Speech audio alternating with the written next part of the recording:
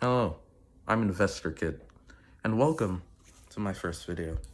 Today, I'll be showing you the first book that we'll be reviewing, The Psychology of Money, by Morgan Housel. Completely get the name every time, but over the course of these few days, I will be reviewing and summarizing each chapter. So, for the first time, we'll start off with the introductory and the first chapter, and then after that we will continue with one to two chapters each time I record a video. So yeah, get ready for that. Alright, now it's time for chapter 2.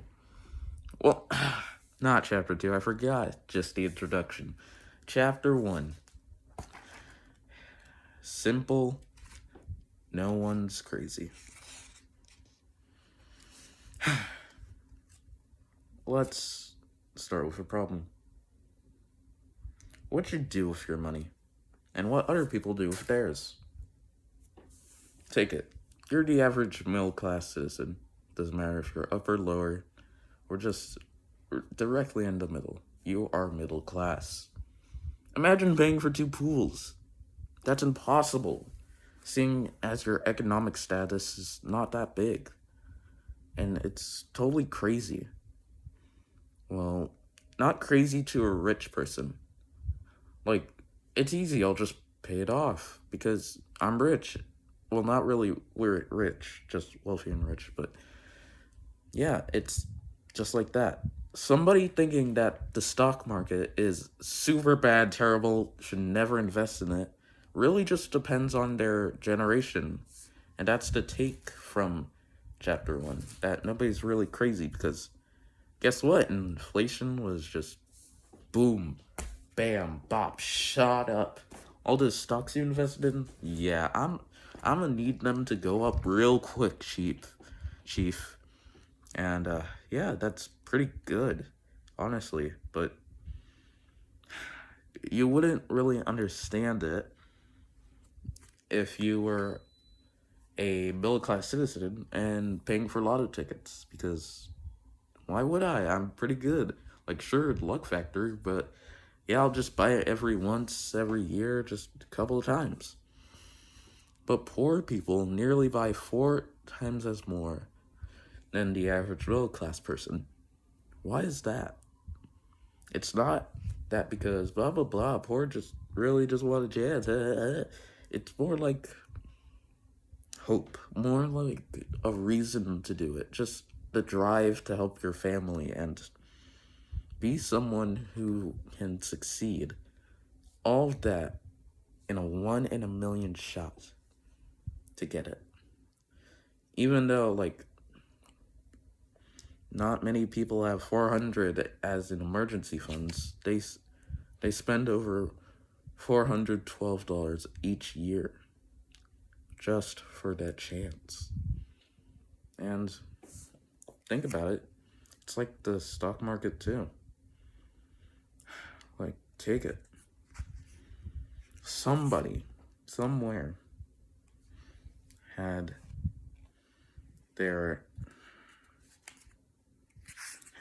like money,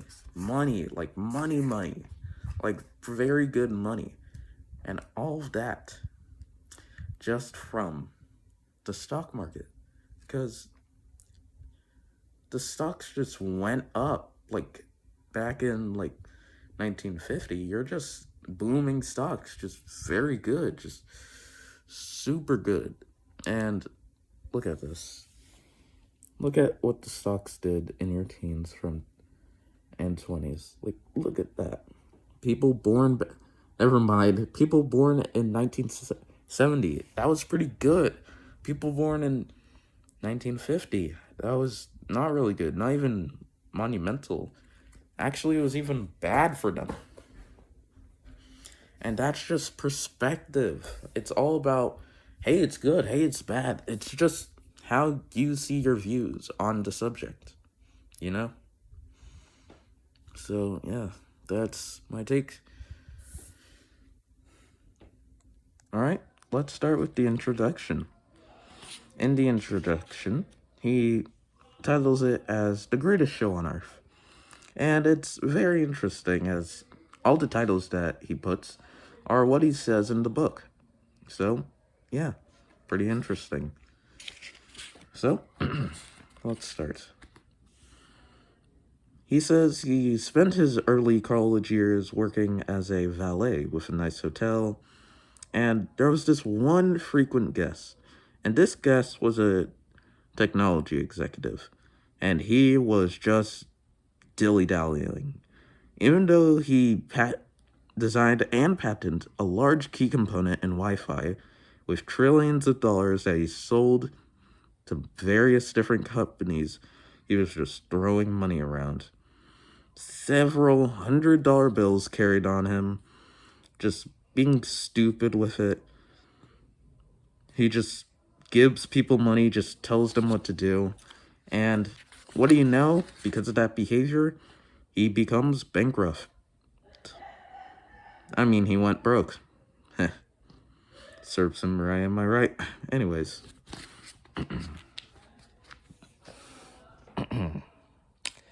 Ronald James Reed was a American philanthropist, just correct me in the comments, investor, janitor, and gas station attendant. You might have heard of this guy in the news, like, way back when. Somehow having so much money even though he was a janitor and a gas station clerk. Like, how does that happen? Well, it's a combination of skills and luck.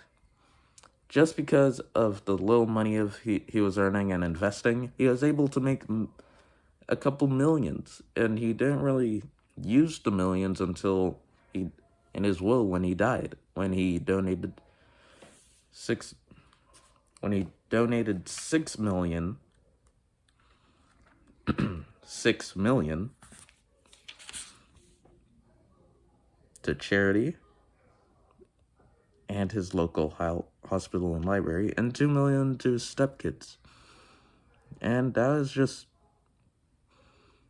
pretty amazing. Like, no lotto win, no good gambling, just pure old, just investing.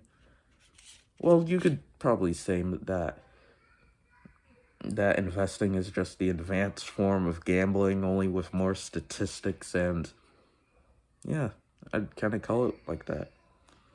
But what you can learn is just that everybody has a different perspective on life, you know? That sometimes that you can win it big or lose it all, or you just have trouble, right? Like, everybody has a different perspective or view on the world. Like, take it that you're here in the United States, that you're in a decent, hopefully decent living, and that your life is good. Just no war, a little bit threat of war, but you're just good. But compared to yourself, to a person in Ukraine, broken buildings, war at your front doors, just, it's terrible, and you can't really do anything about it because your economy is in shambles. See? Like, everybody has a different thing that they're bringing to the table. Different perspectives. Just like that. And that's what he wants you to take away from his introduction, that it's the greatest, Earth is the greatest show on Earth, showing that Earth itself is its greatest show. That everything and anything dealing with finance just is big and beautiful and just fully random. Well, let's move on to the first chapter and see what will happen. Hi, it's me again. So now we're on chapters 2, 3, 4, and 5. You're saying, whoa, now that's like a lot, but it'll be fine. Trust me. So, let's get on to chapter 2. Luck and risk.